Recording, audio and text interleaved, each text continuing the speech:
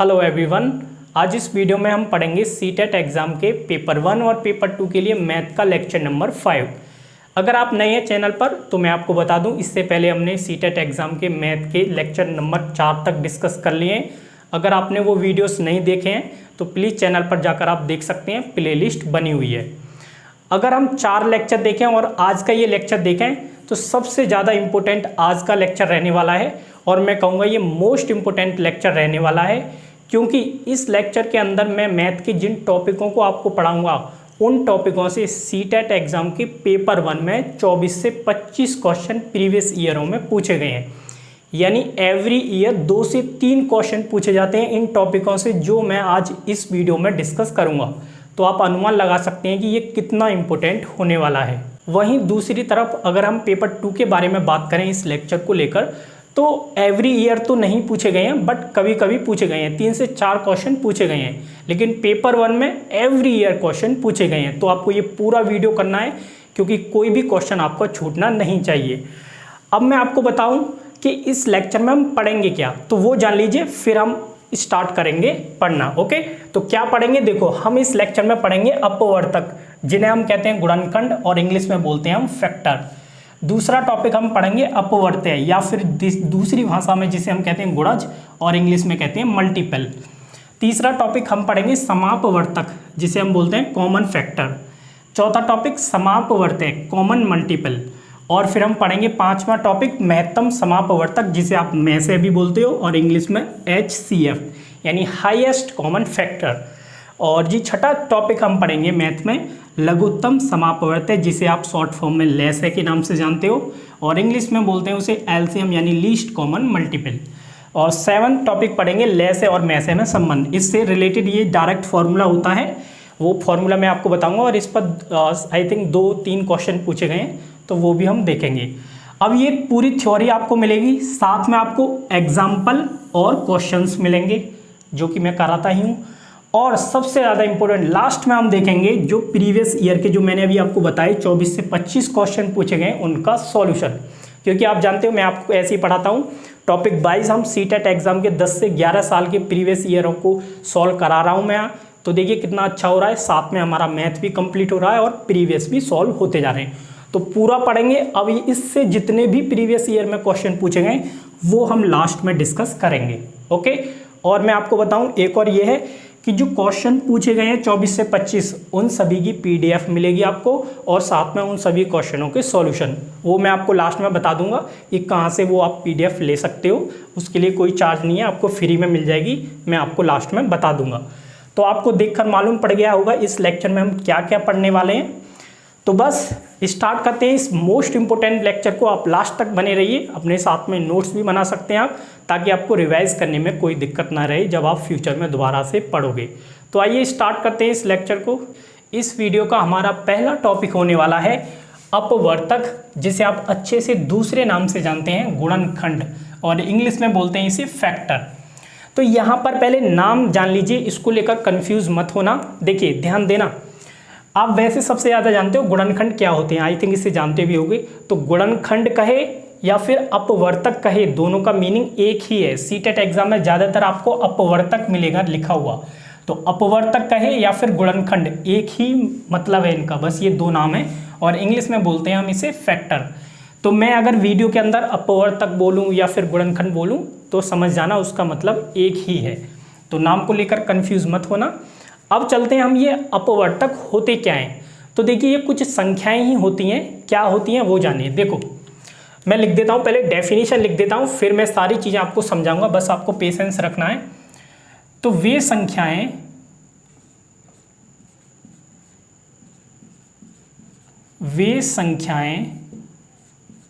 जो किसी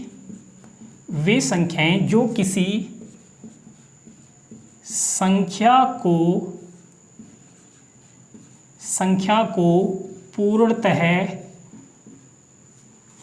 विभाजित करती हैं,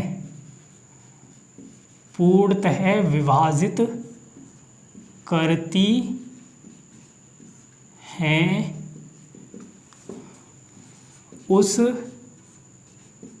संख्या कि उस संख्या की क्या होती हैं, अपवर्तक कहलाती हैं। अपवर्तक या फिर मैं कहूँ गुणनखंड। गुणनखंड वर्ड आपने तो खूब सुना होगा, अपवर्तक तो कम सुना होगा। या फिर अपवर्तक या फिर गुणनखंड कहलाती हैं। तो समझ गए होंगे। देखिए कोई भी संख्या है तो उसके लिए अपवर्तक या फिर गुणनखंड कौन सी संख्या कहलाएंगी, वे सभी संख्या कहलाएंगी जो उस संख्या को पूर्णतः विभाजित करें। पूर्णतः विभाजित का मतलब कि शेषफल 0 आना चाहिए। तो यहाँ पर ध्यान देना, कोई भी आपके पास संख्या है तो इस संख्या के लिए वे संख्या हैं जो है क्या कहलाएंगी, अपवर्तक या गुणनखंड कहलाएंगी, जो उसको पूर्णतः विभाजित करती हैं। तो आपको एक संख्या दी जाती है और कहा जाता है कि इसके अपवर्तक निकालिए, तो आपको क्या करना है, आपको वे संख्या निकालनी है जो उस संख्या को पूर्णतः विभाजित कर रही हो, कंप्लीट डिवाइड करती हूँ। वे सभी संख्याएं आपको दी गई संख्या के लिए क्या कहलाएंगी, अपवर्तक या फिर गुणनखंड। तो यहाँ पर एक एग्जाम्पल लीजिए, आपको अगर अच्छे से समझना है। मैं एक एग्जाम्पल लेता हूँ, सबसे छोटा एग्जाम्पल 4 लेता हूँ, और आपसे पूछा जाता है कि 4 के बताइए अपवर्तक कौन कौन से होंगे। तो अपवर्तक कौन कौन से होंगे, इसके लिए आपको कैसे पता करना है, कैसे आप मालूम करोगे, आपके लिए वे संख्याएं निकालनी है आपको जो 4 को कंप्लीट डिवाइड करती हूँ, पूर्णतः विभाजित करती हूँ। ओके, तो 4 के कौन सी वे संख्याएं अपवर्तक होंगी जो 4 को पूर्णतः विभाजित करती हूँ। तो आप बताइए 4 को पूर्णतः विभाजित करने वाली संख्या क्या है। एक तो देखो 1 है, अभी मैं आपको एक पॉइंट भी लिखवाऊंगा, 1 है, 2 पूर्णतः विभाजित करेगी और खुद 4। तो 4 के अपवर्तक क्या हो गए, 1, 2 और 4। क्लियर है, 1, 2 और 4। तो ये क्या हो गए, 4 के अपवर्तक, जिन्हें आप भाषा में बोलते हो दूसरी भाषा में, और जो कि सबसे ज़्यादा प्रचलित है, अपवर्तक या फिर गुणनखंड। गुणनखंड सबसे ज़्यादा बोला जाता है, लेकिन सीटेट एग्जाम में अपवर्तक यूज़ करता है, तो हम अपवर्तक पढ़ के चलेंगे साथ के साथ। सही है, समझ में आ गया होगा, सिंपल है। और देख लेते हैं, और क्या देख लेते हैं, और 6 ले लेते हैं। मान लीजिए 6 एक संख्या है और आपसे कहा जाता है कि 6 के अपवर्तक बताइए। तो क्या देखना है आपको, वे संख्याएं बतानी है जो 6 को पूर्णतः विभाजित करती हूँ। तो कौन सी संख्याएं पूर्णतः विभाजित करेंगी, एक तो सबसे पहले 1 ही करेगी पूर्णतः विभाजित, और कौन सी संख्या पूर्णतः विभाजित करती है, 2 पूर्णतः विभाजित करती है, 3 करती है और खुद 6। ओके, तो इसके कितने हो गए, 1, 2, 3 और 6, यानी 4 इसके अपवर्तक हो गए। क्लियर है। देखिए छोटा सा टॉपिक है, कोई ज़्यादा इसमें आपको टेंशन नहीं लेनी, बस जो पढ़ाया जा रहा है उसे सीखिए, एग्जाम्पल लिखिए और बस आगे बढ़िए। अब ये मैंने कुछ एग्जाम्पल दिए, अब यहाँ से आपको एक पॉइंट मैं लिखवा देता हूँ, कुछ आप भी ऑब्जर्व कर सकते हैं। ऑब्जर्व ये कीजिए, कुछ करिए, इसमें देखिए क्या देख पा रहे हैं आप। कोई भी संख्या है, कोई भी संख्या हो, आप कोई भी संख्या उठा लीजिए, वो हमेशा 1 और स्वयं से पूर्णतः विभाजित होती है। कोई भी संख्या ले लीजिए आप, वो 1 से और स्वयं से पूर्णतः विभाजित होती है। तो इसका मतलब ये हो गया, आप कोई भी संख्या ले लीजिए, उसके लिए 1 और खुद वो संख्या हमेशा अपवर्तक रहेंगे। जैसे आप एग्जाम्पल में देख सकते हो 6, तो मैंने क्या कहा, 6 देखिए 1 से भी पूर्णतः विभाजित होगी और खुद यानी कि 6 से भी पूर्णतः विभाजित होगी। तो ये हो रही है, इसका मतलब क्या है, 1 और 6 तो हमेशा इसके अपवर्तक रहेंगे। ऐसे यहाँ पर आप 4 में देख सकते हो, तो देखिए 1 भी पूर्णतः विभाजित करेगा और खुद संख्या यानी 4 भी पूर्णतः विभाजित करेगी 4 को, तो 1 और 4 भी इसके अपवर्तक हैं। तो यही मैं लिखने जा रहा हूँ कि कोई भी संख्या, ध्यान देना, कोई भी संख्या 1 तथा स्वयं से हमेशा पूर्णतः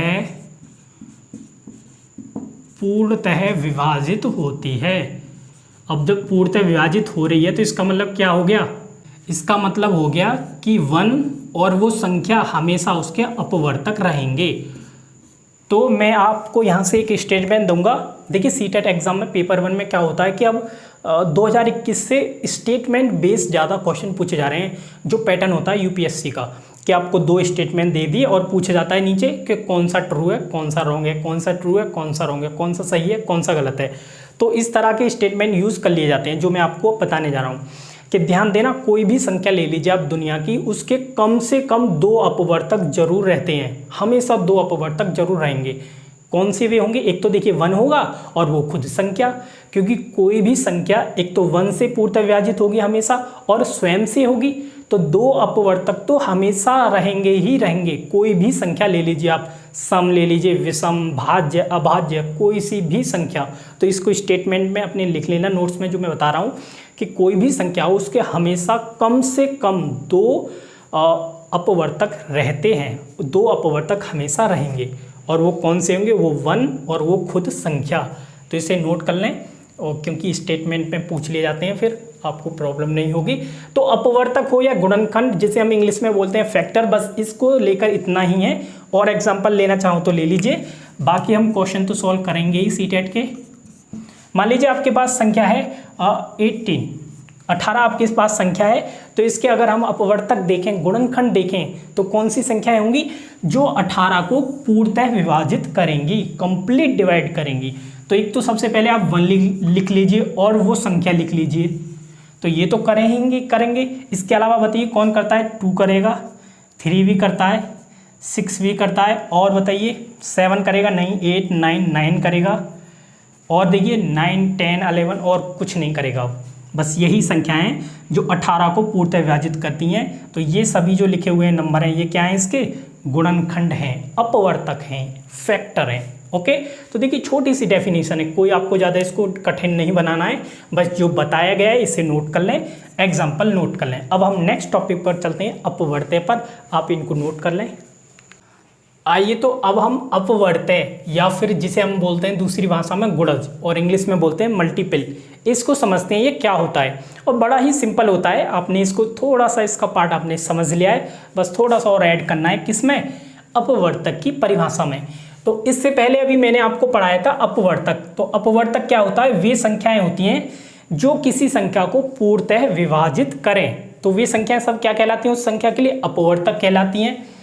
तो यहाँ पर परिभाषा वही लिखी हुई है जो मैंने अभी आपको बताई थी। वे संख्याएं जो किसी संख्या को पूर्णतः विभाजित करती हैं उस संख्या की अपवर्तक या फिर गुणनखंड कहलाती हैं। तथा, अब देखिए इसी में हो जाएगी ऐड, तथा वह संख्या, और वो संख्या क्या कहलाएगी?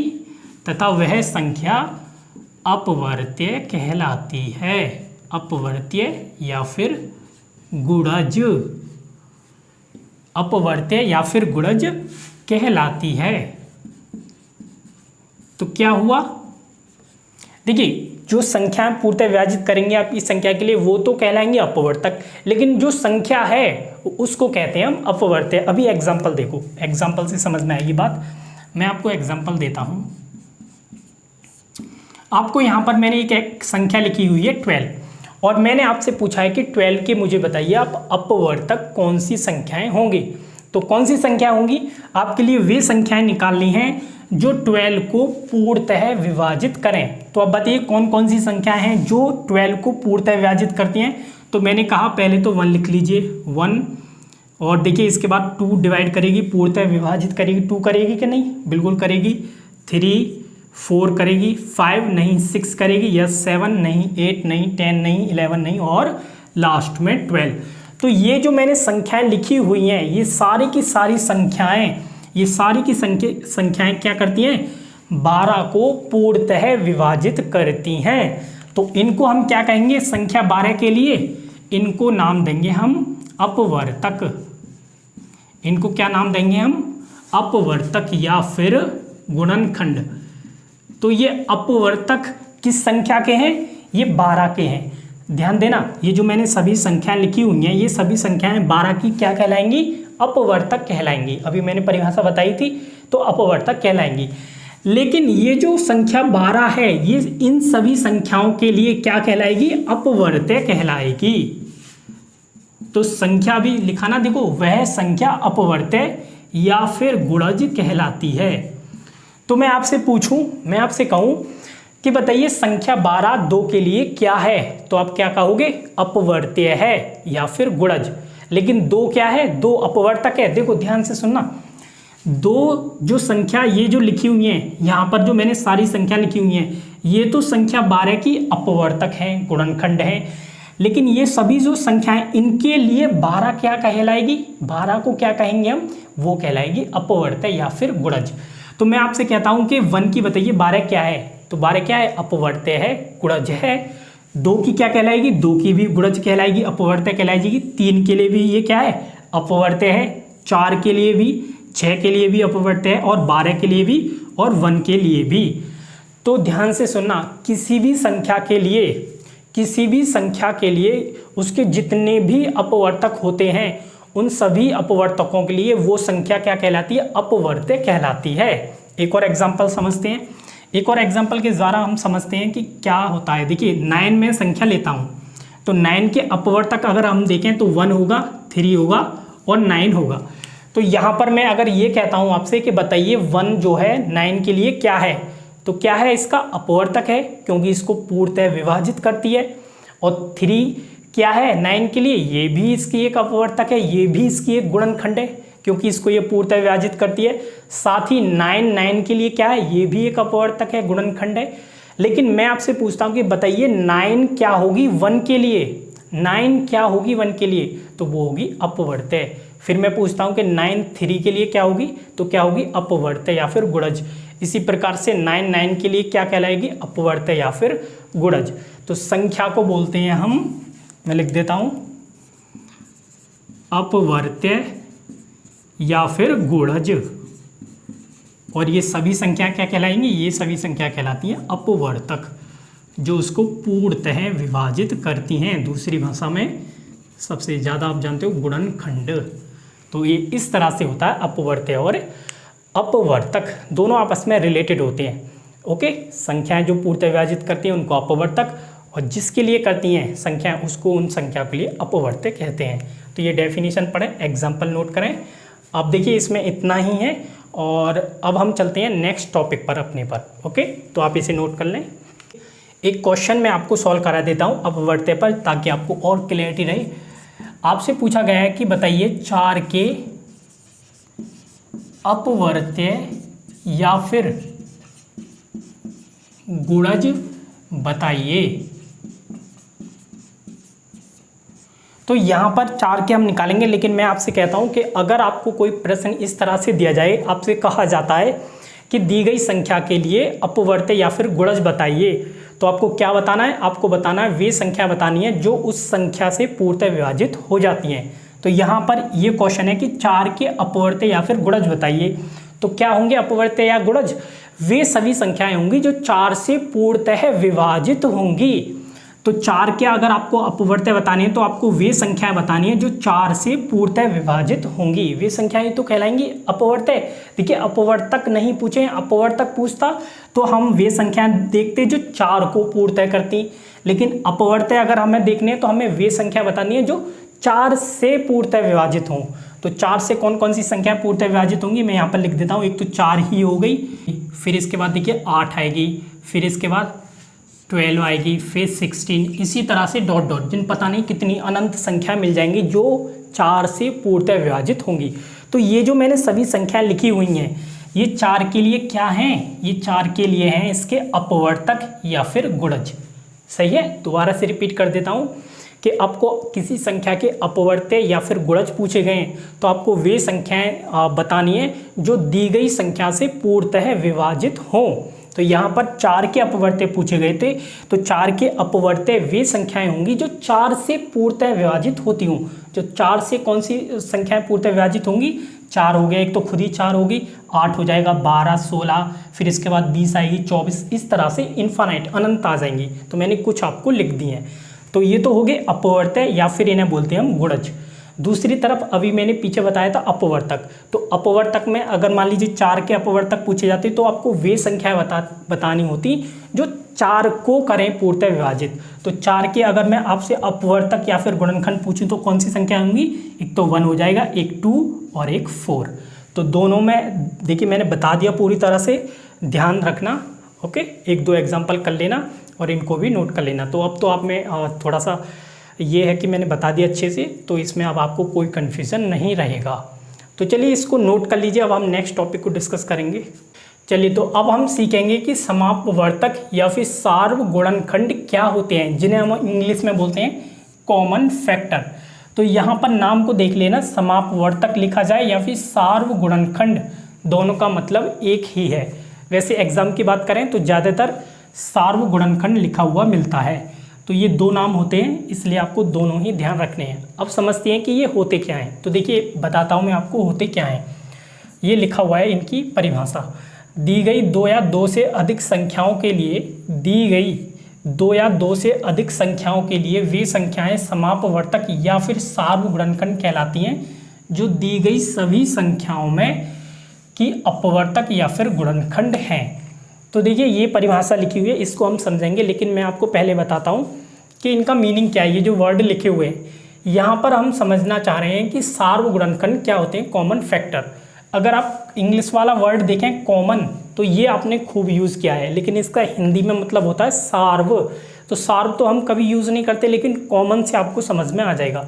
तो कॉमन का मतलब क्या होता है, कॉमन का मतलब होता है जो सभी में हो, जो सभी में हो। और कॉमन चीज़ हम कितनी वस्तुओं में देखते हैं, कम से कम दो वस्तु में। देखिए अगर आपको किन्हीं वस्तुओं में कॉमन चीज़ देखनी हो, कोई भी कॉमन गुण देखना हो, कॉमन प्रॉपर्टी देखनी हो, तो उसके लिए कम से कम दो तो ऑब्जेक्ट होनी चाहिए, दो तो वस्तुएं होनी चाहिए, तभी तो आप बता पाओगे कि इन दोनों में ये गुण कॉमन है। ओके, कम से कम दो। लेकिन यहाँ पर ना तो हम वस्तुएं लेंगे और ना ही कोई गुण लेने वाले हैं, यहाँ पर हम संख्याएं लेंगे और संख्याओं में हम देखेंगे कॉमन फैक्टर यानी सार्वगुणनखंड। तो देखिए यहाँ पर क्या होते हैं सार्वगुणनखंड या फिर कॉमन फैक्टर। दी गई दो या दो से अधिक, मैंने बताया अगर आपको कॉमन चीज़ देखनी हो तो उसके लिए आपके पास दो या फिर दो से अधिक ऑब्जेक्ट होने चाहिए, तभी तो बता पाओगे कॉमन क्या है। तो यहाँ पर भी यही कहा गया है कि आपके पास जो संख्याएं हैं वो दो या फिर दो से अधिक होंगी। तो दो या दो से अधिक संख्याओं के लिए वे संख्याएं समापवर्तक या फिर सार्वगुणनखंड कहलाती हैं जो दी गई सभी संख्याओं की अपवर्तक या फिर गुणनखंड हैं। तो कहने का मतलब क्या है कि कौन सी संख्याएं जो हैं सार्वगुणनखंड कहलाएंगी दी गई संख्याओं के लिए, वे संख्याएं सभी सार्वगुणनखंड कहलाएंगी जो दी गई सभी संख्याओं के गुणनखंड हैं। अब इस बात को एक एग्जाम्पल के जरिए समझते हैं, उससे आपको बेहतर समझ में आएगा। एक संख्या मैं लेता हूँ 14 और मैं आपसे कहता हूँ कि 14 के गुणनखंड लिखिए, या फिर दूसरी भाषा में हमने नाम पढ़ा था, एक पढ़ा था अपवर्तक लिखिए। तो क्या क्या होंगे, एक तो 1 होगा, एक 2, एक 7 और एक खुद 14। सही है। इसके अलावा आप बताइए गुणनखंड बताइए। आप ले लेते हैं एक संख्या में ऐसे ही 16 ले लेते हैं। तो 16 के कौन कौन से गुणनखंड होंगे, एक तो 1 होगा, एक 2 और एक 4, 8 और इसके अलावा खुद 16। तो ये मैंने इन संख्याओं के सामने क्या लिख दिया, इनके अपवर्तक या फिर गुणनखंड। अब हम क्या देखना चाह रहे हैं, अब हम देखना चाह रहे हैं कि ये जो दो संख्याएं दी हुई हैं इनमें कौन कौन से वे गुणनखंड हैं जो दोनों में हैं। तो आप देखिए, आप बताइए कौन कौन सी वे संख्याएं हैं, कौन कौन से वे गुणनखंड हैं जो दोनों संख्याओं के गुणनखंड बन रही हैं। तो आप बताइए कौन सी संख्याएं। देखिए एक तो 1 है, 1 देखिए 14 का भी गुणनखंड है और 16 का भी। 2 है और 2 भी इसका ही है, 16 का भी है। इसी तरह से बस यही है। ओके, तो यहाँ पर आप देख रहे हो दो संख्याएं हमें ऐसी मिली, दो ऐसे गुणनखंड मिले जो दोनों संख्याओं के गुणनखंड थे। तो ये जो कॉमन निकल कर आए यही क्या कहलाते हैं, सार्वगुणनखंड या फिर कॉमन फैक्टर। तो मैं यहाँ पर लिखूंगा, यहाँ पर 1 और 2 क्या है, समापवर्तक। मैं पूरा लिख देता हूँ, देखिए समापवर्तक या फिर सार्वगुणनखंड, जिसे हम बोलते हैं इंग्लिश में कॉमन फैक्टर। तो यहाँ पर 1 और 2 समापवर्तक हैं या सार्वगुणनखंड हैं किसके, 14 और 16 के। तो ये आपको देखना है। अब यहाँ पर दो संख्याएं दी हुई हैं, दो से अधिक होती तो आपको क्या करना है, उनकी अगर आपको सार्वगुणनखंड निकालने हो तो क्या करना है, जो भी संख्याएं दी हैं उन सभी के पहले तो गुणनखंड लिखिए। फिर देखिए उन सभी संख्याओं के गुणनखंडों में कौन सी वे संख्याएं हैं जो सभी में कॉमन है, यानी सभी दी गई संख्याओं में आपको कॉमन गुणनखंड देखने हैं जो सभी में गुणनखंड हो। तो बस उन्हें निकाल लीजिए, वही सभी संख्याओं के लिए क्या होंगे, सार्वगुणनखंड होंगे। जैसे कि यहाँ पर 1 और 2 हैं। तो ये देखिए एक छोटा सा एग्जाम्पल था। एक और क्वेश्चन मैं आपको सॉल्व करा देता हूँ, आप इसे नोट करें। चलिए तो इसको समझने के लिए एक और क्वेश्चन सॉल्व करते हैं। देखिए ये जो हम पढ़ रहे हैं जो भी टॉपिक, इनकी आपको परिभाषाएं रट्टा नहीं माननी है। ऐसा नहीं है कि एग्जाम में आपसे परिभाषाएं लिखवाई जाएंगी, बस आपको ये समझनी है क्या होती है, और ये आप समझोगे अच्छे से एग्जाम्पल के ज़रिए, उदाहरणों के ज़रिए, क्योंकि वहाँ पर आपको चीज़ें होती हुई दिखती हैं तो ये चीज़ें अच्छे से समझ में आती हैं। तो ज़्यादा जोर इन पे मत देना, इनको रटने पर, बस क्वेश्चन के ज़रिए अच्छे से समझ लेना। तो यहाँ पर इस तरह से आपको कोई क्वेश्चन दिया जाता है, पूछा जाता है एग्जाम में, कुछ संख्याएं देकर कि उनके सार्व गुणनखंड लिखिए। जैसे कि यहाँ पर एक क्वेश्चन है, यहाँ पर बोला गया है कि 12, 24 तथा 32 के सार्व गुणनखंड लिखो। कौन कौन सी संख्याएं सार्व गुणनखंड होंगी? तो सार्व गुणनखंड या फिर कहे समापवर्तक, देखिए मैंने नाम लिखा हुआ है तो मैंने एक ही ले लिया है यहाँ पर। समापवर्तक कहे तभी वही मतलब है जिसे हम इंग्लिश में बोलते हैं कॉमन फैक्टर। तो ये आपसे लिखने के लिए कहा जाता है। यहाँ पर 3 संख्याएं दी हुई हैं, 3 से अधिक दी जाएं तब भी आपको वही काम करना है जो मैं अब आपको बताने वाला हूँ। तो जिन संख्याओं के आपसे सार्व गुणनखंड पूछे गए हैं, पहले उन सभी संख्याओं को लिखिए। तो कौन कौन सी संख्या हमारे पास? एक तो 12 है, 24 और 36। अब एक एक करके सभी संख्याओं के आपको क्या लिखने हैं? गुणनखंड लिखने हैं, फैक्टर लिखने हैं। तो बताइए 12 के गुणनखंड कौन से होंगे? एक तो 1 होगा, 2 होगा, 3, 4, 6, ओके 6 और एक लास्ट 12। सही है। इसी तरह से सभी संख्याओं के आपको गुणनखंड लिखने हैं। 24 के क्या होंगे? एक तो 1 होगा, 2, 3, 4, 6 के बाद आएगा 8 के बाद 12 और लास्ट 24। इसी तरह से 36 के भी लिखिए। तो 1 होगा, 2, 3, 4 और ये 6 होगा, 8 नहीं होगा, 7 नहीं होगा, 9 होगा, 9 के बाद 12 और फिर उसके बाद 18 और लास्ट 36। तो इस तरह से आपको क्या करना है? जो भी संख्याएं दी हुई हैं उनके एक एक करके गुणनखंड लिखने हैं। ऐसा करना है। ओके, क्वेश्चन गलत नहीं होगा, लिखने हैं। फिर आपको बताने हैं सार्व गुणनखंड। तो वो कैसे बताओगे उसे समझिए। तो ये याद कीजिए, अभी मैंने आपको क्या बताया, सार्व गुणनखंड क्या होते हैं। तो जो भी दी गई संख्याएं हैं उनके आप सभी के गुणनखंड लिखिए और देखिए कि कौन से वे गुणनखंड हैं जो सभी संख्याओं में हैं। तो वे सभी गुणनखंड जो सभी संख्याओं में होंगे वही उनके क्या कहलाते हैं? सार्व गुणनखंड। तो यहाँ पर हमारे सात संख्या कौन सी है? 12 है, 24 और 36, जिनके गुणनखंड ये लिखे हुए हैं। तो अब आपको बस ये देखना है कि इन तीनों संख्याओं में कौन सी वे संख्याएं हो जो सभी के गुणनखंड बन रहे हैं। तो यहाँ पर आप देखिए, देखो 12 का गुणनखंड 1 है और 24 का भी 1 है यहाँ पर और 36 का भी 1 है। तो ये क्या हो गया? इन तीनों संख्याओं के लिए सार्व गुणनखंड। इसी तरह से आप 2 देख सकते हैं, 2 भी यहाँ पर गुणनखंड है, यहाँ पर भी है और यहाँ पर भी है। तो 2 भी क्या हो गया? इन सभी संख्याओं के लिए, तीनों के लिए सार्व गुणनखंड। और देखिए 3 भी है, यहाँ पर भी 3 है, यहाँ पर भी 3 है। इसी तरह से यहाँ पर भी 4 है, यहाँ पर भी 4 गुणनखंड है, यहाँ पर भी 4 गुणनखंड है। और 6 को देखें तो देखो 6 भी यहाँ पर गुणनखंड है और ये 24 में भी है और 36 में भी। तो ये भी सार्व गुणनखंड बनेगा। इसके बाद अगर हम 12 देखें तो देखो यहाँ पर 12 है, ये रहा 12 और यहाँ पर भी 12 गुणनखंड है और तीसरी संख्या हमारी 36 में भी 12 गुणनखंड है। तो ये भी क्या बनेगा? सार्व गुणनखंड। अब तो कोई संख्या नहीं है, बाकी का 8 देखिए, 8 केवल इसमें नहीं है, इसमें नहीं है। तो ये गुणनखंड नहीं होगा, सार्व नहीं होगा, सॉरी। इसके लिए तो गुणनखंड है लेकिन सार्व गुणनखंड नहीं होगा। 24 भी देखिए केवल इसी में, तो ये भी सार्व गुणनखंड नहीं बनेगा। इसी तरह से आप 9 को देख लें, 9 केवल 36 का गुणनखंड है लेकिन बाकी ऊपर वाली किसी संख्या का नहीं है, तो ये भी सार्व गुणनखंड नहीं बनेगा। 18 भी नहीं बनेगा और 36 भी सार्व गुणनखंड नहीं बनेगा। तो सार्व गुणनखंड का मतलब ये होता है जो दी गई सभी संख्याओं के गुणनखंड हों। तो यहाँ पर हमारे पास 3 संख्याएं दी हुई थी, 12, 24 और 36, जिनके गुणनखंड क्या थे ये लिखे हुए थे। और इन सभी के कॉमन गुणनखंड क्या है, कॉमन फैक्टर क्या है?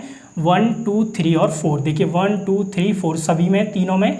तो यहाँ मैं लिखूँगा 1, 2, 3, 4 और देखिए इसके अलावा 6 भी है सभी में। देखो 6 भी है और 6 क्या है? सार्व गुणनखंड हैं,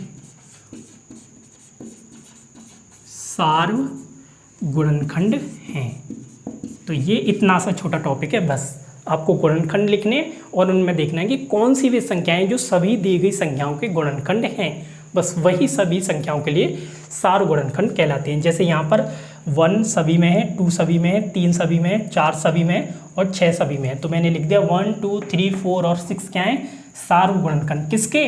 12 24 और 36। देखिए यहाँ पर, अरे ये 32 कर दिया, यहाँ 36 कर लेना, ओके, क्योंकि मैंने यहाँ पर 36 ले लिया, तो यहाँ 36 ले लेना क्वेश्चन में। तो इन सभी के ये सार गुणनखंड हो गए। तो बस ये इतना सा ही है टॉपिक, इसमें बस हमें यही समझना था। अब इसे आप नोट करना चाहें तो नोट कर लें। अब हम नेक्स्ट टॉपिक को समझते हैं। अब हम पढ़ेंगे महत्तम समापवर्तक, जिसे आप सबसे ज़्यादा कहते हो मैसे, और इंग्लिश में बोलते हैं इसे एचसीएफ यानी हाईएस्ट कॉमन फैक्टर। तो देखिए अब ये वाला टॉपिक और आगे 2 और टॉपिक आएंगे। ये 3 टॉपिक हैं जहाँ से सीटेट एग्जाम में सबसे ज़्यादा क्वेश्चन पूछे जाते हैं। तो आपको सही से देखना है, और बाकी जो पीछे पड़ा हुआ वो भी इम्पोर्टेंट है, क्योंकि उसके बिना हम इन तीनों टॉपिकों को नहीं समझ सकते। तो आइए समझते हैं कि महत्तम समापवर्तक क्या होता है।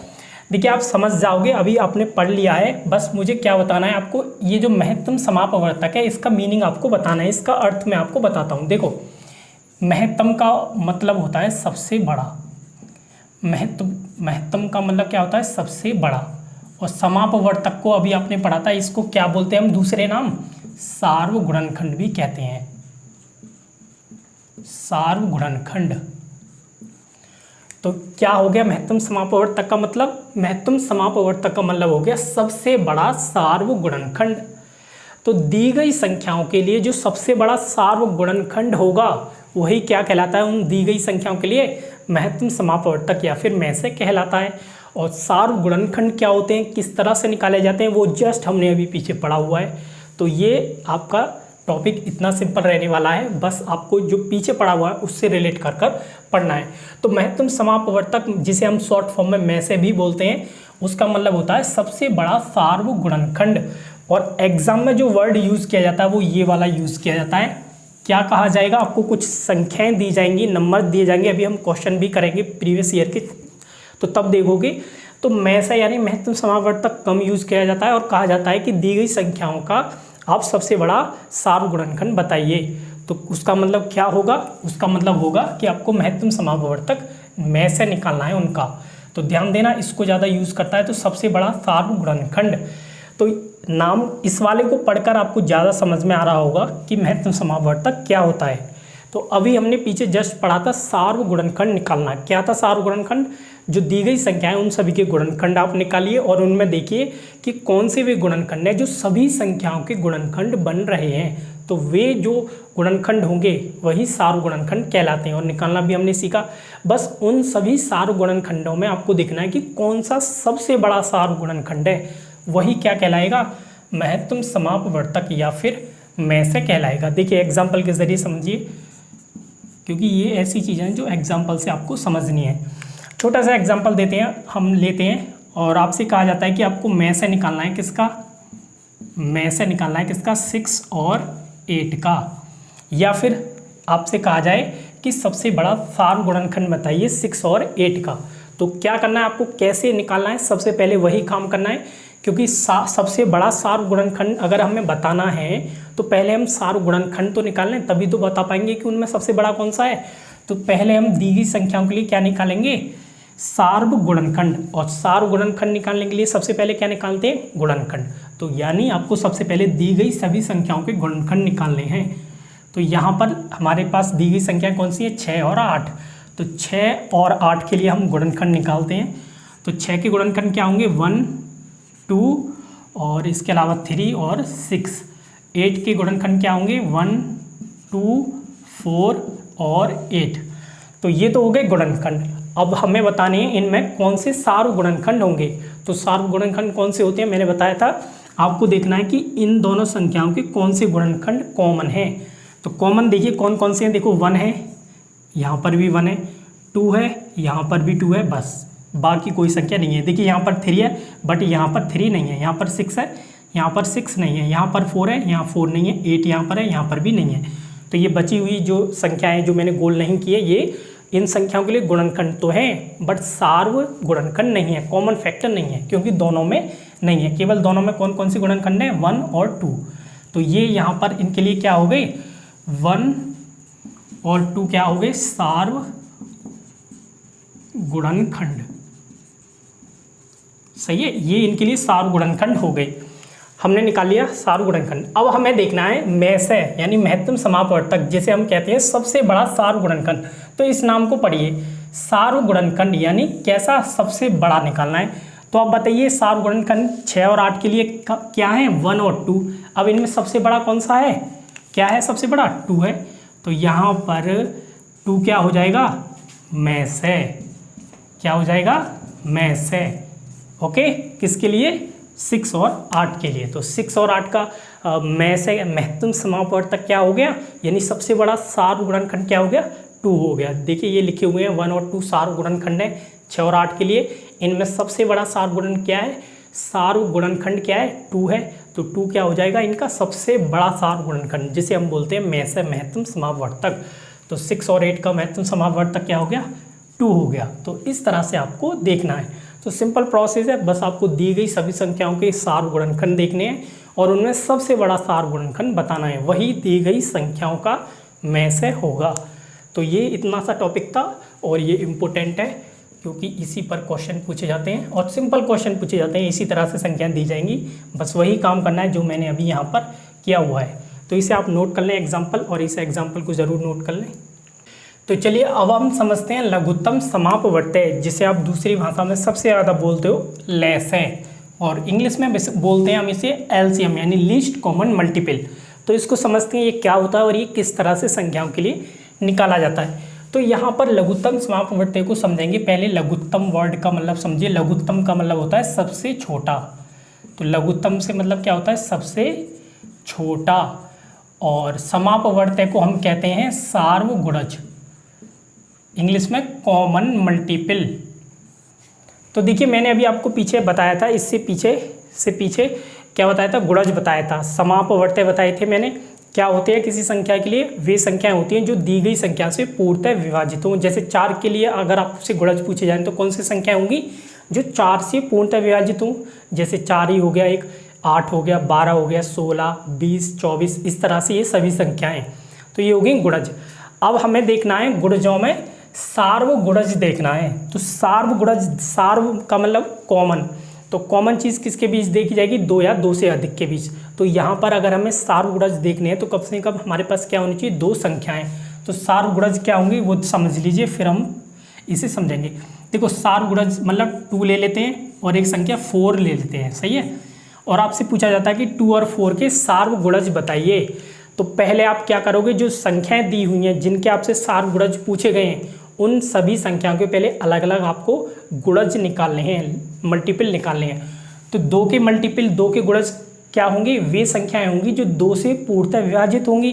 तो कौन सी संख्या है, एक तो 2 हो गया, एक तो खुद 2 ही हो गया, एक 4 हो गया, 8 और 6 हो गया, इसी तरह से 10 आ जाएगा, इसी तरह से डॉट डॉट बहुत सी संख्याएं होंगी जो 2 से पूर्णतः विभाजित होंगी। तो जितनी भी संख्याएं जो 2 से पूर्णतः विभाजित है वे 2 की क्या कहलाएंगी, गुणज कहलाएंगी, मल्टीपल कहलाएंगी। ओके, अब इसी तरह से 4 की निकालने हैं अगर हमें गुणज, तो 4 से जो विभाजित होती है उन्हें निकाल लीजिए। एक तो 4 हो गई, एक 8, 12 और 16, 20, इसी तरह से डॉट डॉट बहुत सारी संख्याएं होंगी जो 4 की गुणज बनेंगी, यानी 4 से विभाजित होंगी पूर्णतः। अब आपको दिखना है सार्व। सार्व का मतलब अभी मैंने देखो समझाया था, सार्व का मतलब इंग्लिश में आप समझोगे अच्छे से, कॉमन।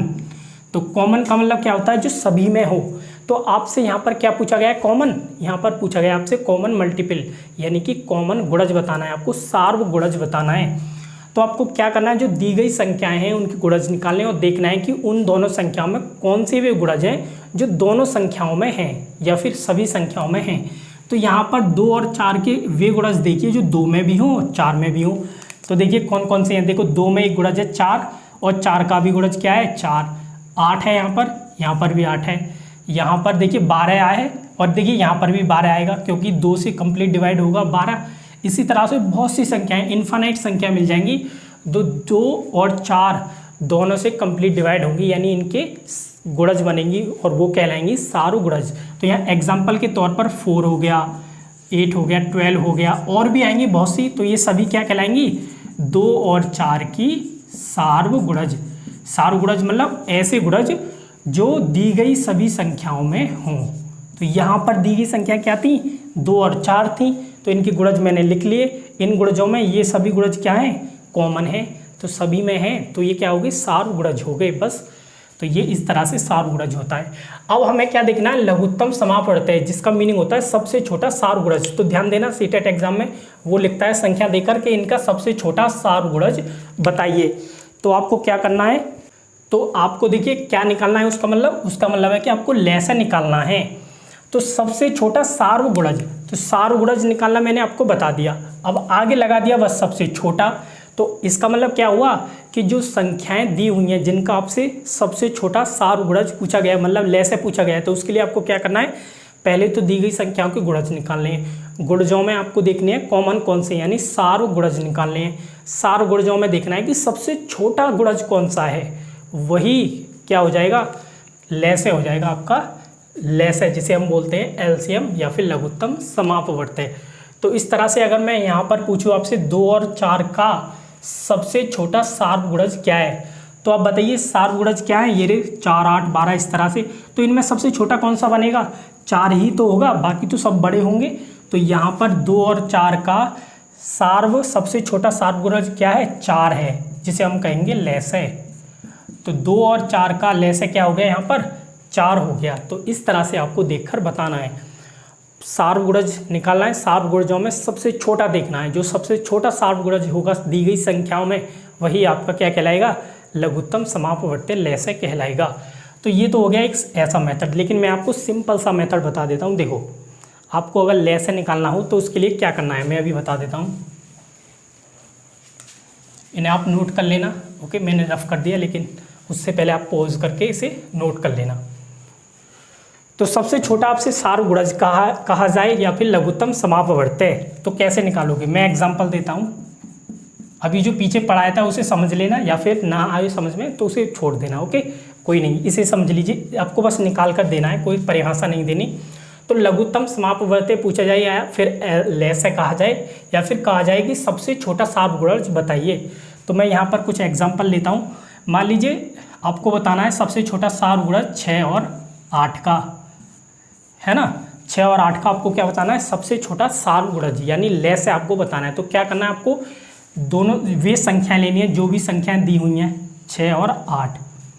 क्लियर है, 6 और 8 लेनी है। यहाँ पर 6 और 8 दी हुई है ना, जो भी संख्याएं दी हुई हैं वे लेनी है, और उनमें देखनी है सबसे छोटी संख्या कौन सी है। तो सबसे छोटी कौन सी है, 6 है यहाँ पर। फिर क्या करना है, जो सबसे छोटी संख्या है उसके आपको पहाड़े पढ़ने हैं, और पहाड़ा पढ़ के आपको उस संख्या पर पहुंचना है जो बची हुई संख्याओं से पूर्णतः विभाजित हो जाए। तो पढ़ते हैं 6 का पहाड़ा।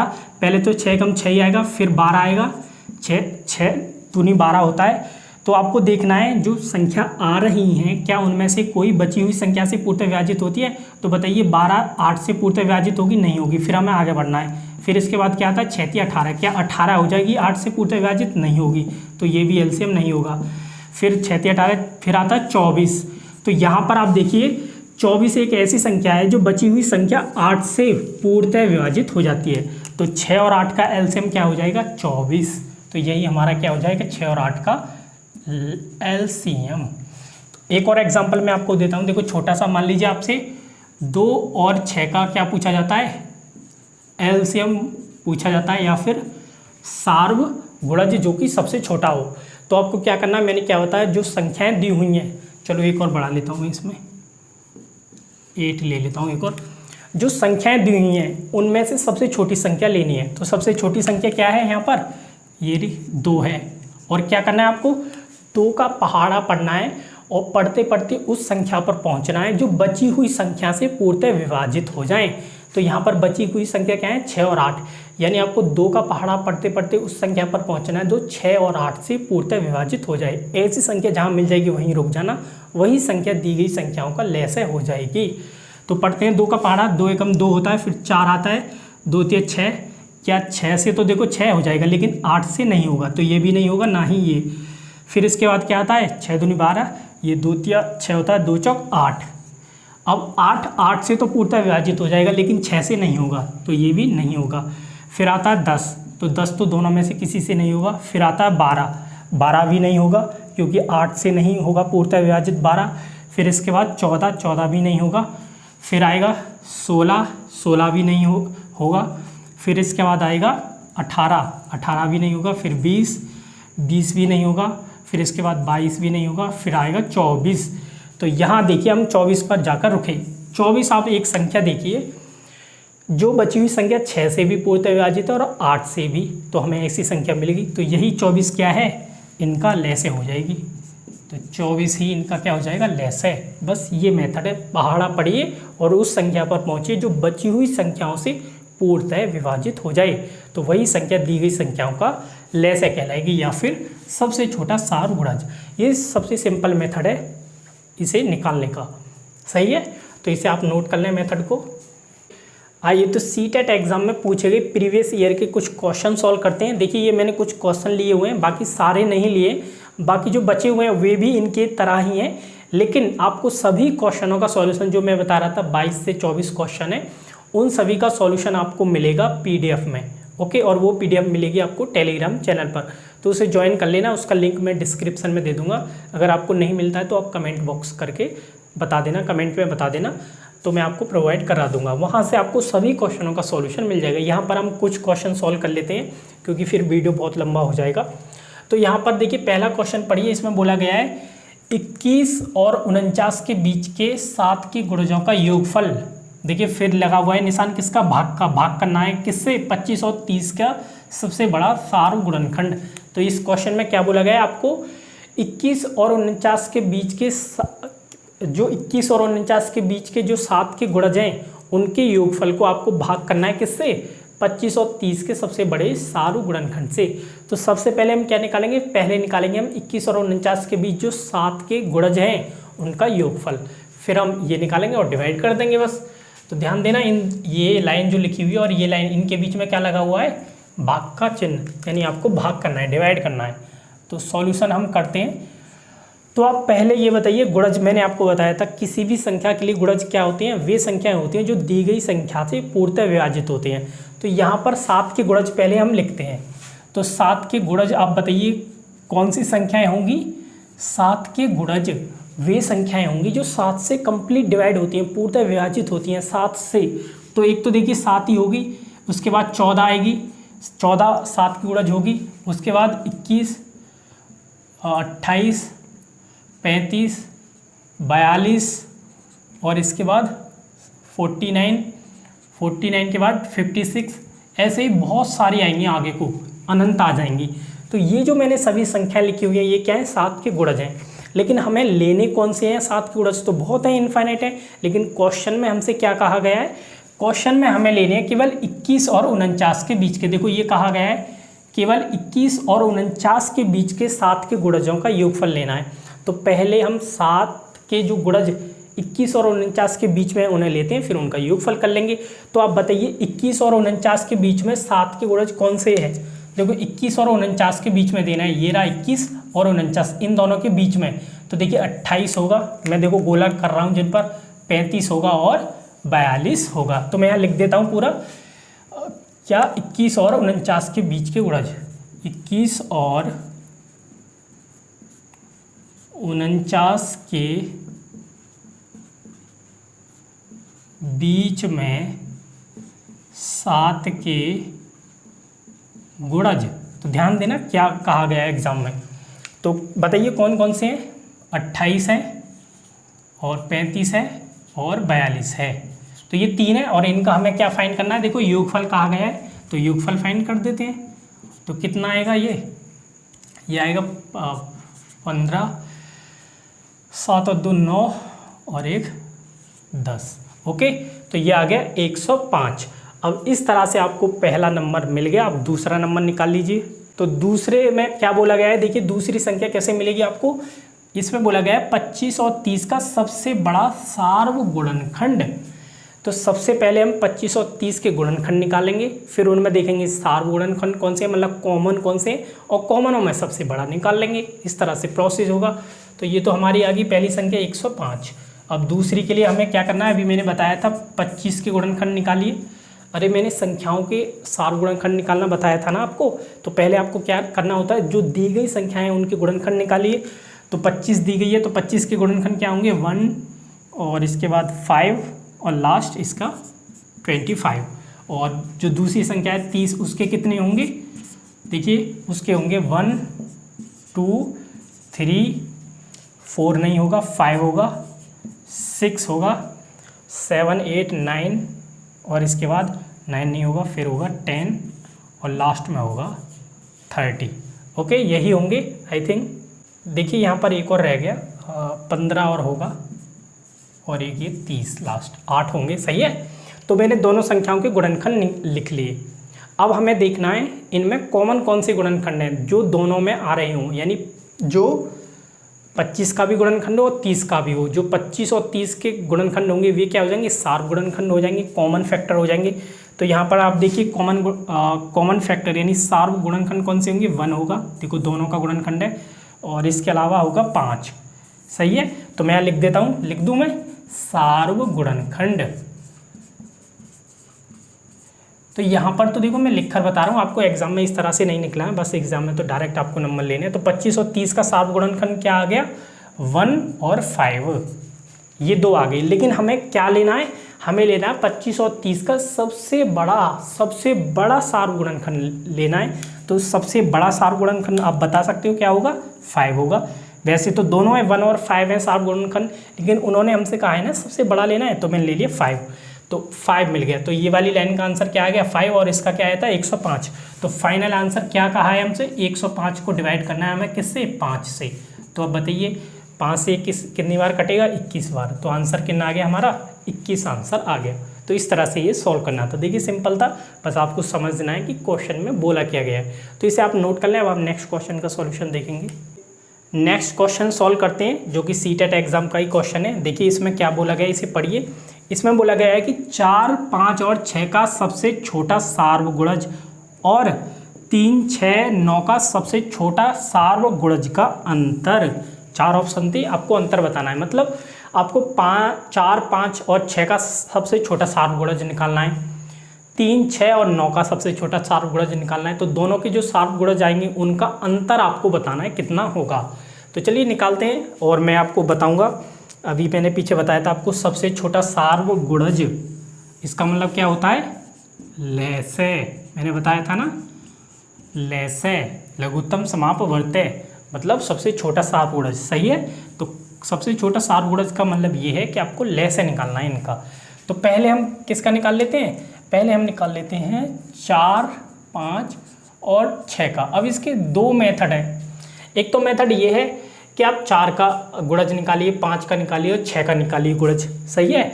अब उनमें से कॉमन देख लीजिए कौन से गुणज कॉमन है, तो वो तो हो जाएंगे सार्वगुणज। सार्वगुणजों में सबसे छोटा देख लीजिए, वही सबसे छोटा सार्वगुणज हो जाएगा। तो एक तो ये तरीका आप कर सकते हो। दूसरा तरीका मैंने आपको बताया था लैसा निकालने का, कि सबसे छोटी संख्या लीजिए जो संख्याएं दी हुई हैं और उसका पहाड़ा पढ़िए। तो यहाँ पर सबसे छोटी संख्या कौन सी है, 4 है। तो 4 का पहाड़ा पढ़िए और उस संख्या तक पहुँचिए जो बची हुई संख्या से पूर्णतः विभाजित हो जाए। तो बची हुई संख्या क्या है, 5 और 6 से पूर्णतः विभाजित हो जाए। तो 4 एकम 4 आता है। तो बताइए 5 और 6 से 4 डिवाइड हो जाएगा, पूर्णतः विभाजित होगा, नहीं होगा। तो 4 भी नहीं होगा, 4 दूनी 8 होते हैं, 8 भी नहीं होगा।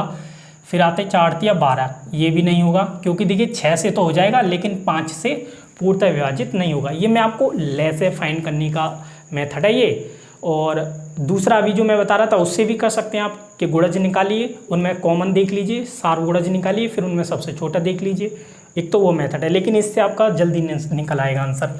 तो इसमें मैंने क्या बताया था, सबसे छोटी संख्या लेनी होती है जिनका आपको लैसे निकालना हो, है ना, सबसे छोटी लेनी होती है और उसके पहाड़े पढ़ने होते हैं और उस संख्या पर पहुंचना होता है जो बची हुई संख्या, जो बच गई है संख्या। तो 4 तो हम लेकर चल रहे हैं, तो 4 से अलग कौन सी संख्या, 5 और 6 बची। तो जो 5 और 6 से पूर्णतः विभाजित हो जाए तो वही हमारा लैसे हो जाएगा। तो 12 नहीं होगा, फिर क्या आता है, 4 चौका 16 होता है। तो 16 भी 5 और 6 से नहीं होगा विभाजित। इसके बाद आता है 4 पंजा 20, 20 भी नहीं होता है। इसके बाद आएगा 4 पंजा 20, 4 छिंग 24 भी नहीं होगा, 4 सत्ते 28 भी नहीं होगा, 4 अट्टे 32 भी नहीं होगा, 36 भी नहीं होगा। और आप देखिए 40 आएगा, देखिए 40 भी नहीं होगा, 5 से तो हो जाएगा लेकिन 6 से नहीं आएगा। फिर आएगा 44, ये भी नहीं होगा। फिर 48, ये भी नहीं होगा। 42 नहीं होगा। फिर आएगा 56, ये भी पूर्णतः विभाजित नहीं होगा। और फिर आएगा 60। तो यहाँ पर आप देखिए 60 संख्या आई हुई है। 60 5 से भी पूर्णतः विभाजित होगी, 6 से भी। तो हमारा 60 ही क्या हो गया, 4, 5 और 6 का क्या हो गया, लेस है, यानी एलसीएम हो गया। तो ये हमें पहली संख्या मिल गई। अब दूसरी निकालनी है आपको, 3, 6 और 9 का सबसे छोटा सार्वगुणज यानी एलसीएम निकालना है। तो निकालते हैं, आप भी ट्राई कर सकते हो जैसे मैंने ये निकालना बताया है आपको। तो कौन कौन सी संख्या है, 3, 6 और 9, 3, 6 और 9। एक गुणनखंड मेथड भी होता है, उससे भी मैं आपको बता दूंगा, सही है, कैसे निकालते हैं। तो इनमें सबसे छोटी संख्या कौन सी है, देखो 3 है। तो 3 का पहाड़ा पढ़ते हैं, 3 एकम 3 होता है, 3 दूनी 6। देखिए बची हुई संख्या से 6 कंप्लीट डिवाइड हो जाएगा, 9 से नहीं होगा, तो ये भी नहीं होगा, ये भी नहीं। 6 तिया 18 होता है। अब बताइए 3 का हमने पहाड़ा पढ़ा और हमें मिली संख्या 18। तो देखिए ये बची हुई संख्या 6 से भी पूर्णतः विभाजित होगी और बची हुई संख्या 9 से भी पूर्णतः विभाजित होगी। तो 18 ही हमारा क्या हो गया, इनका लेस है, यानी इनका सबसे छोटा सार्वगुणज क्या हो गया, 18। तो यही तो हमें निकालना था। अब हमें क्या करना है, इन दोनों का अंतर निकालना है। तो अंतर निकाल लीजिए, बस अंतर पूछा गया है। तो किसका, 60 का और 18 का। तो ये कितना आएगा, 2 आएगा और 5, 4, ये आ जाएगा 42। तो हमारा आंसर कितना आ गया, 42। सही है, इस तरह से सॉल्व करना है। तो ये क्वेश्चन था दूसरा, इसको सॉल्व कर लिया हमने। और देखिए ये एलसीएम ही निकालना था आपको। तो इसके 2-3 मेथड होते हैं, 2 मैंने बता दिए, लेकिन मुझे तो ये अच्छा लगता है, इससे निकल जाता है जल्दी आंसर। और क्योंकि जब बड़ी संख्या होती है तो प्रॉब्लम आती है, इससे निकल जाए। एक गुणनखंड मेथड भी होता है, उसे भी मैं आपको बता दूंगा। और फिलहाल आप इसे नोट करिए, हम लास्ट क्वेश्चन हम सॉल्व करते हैं।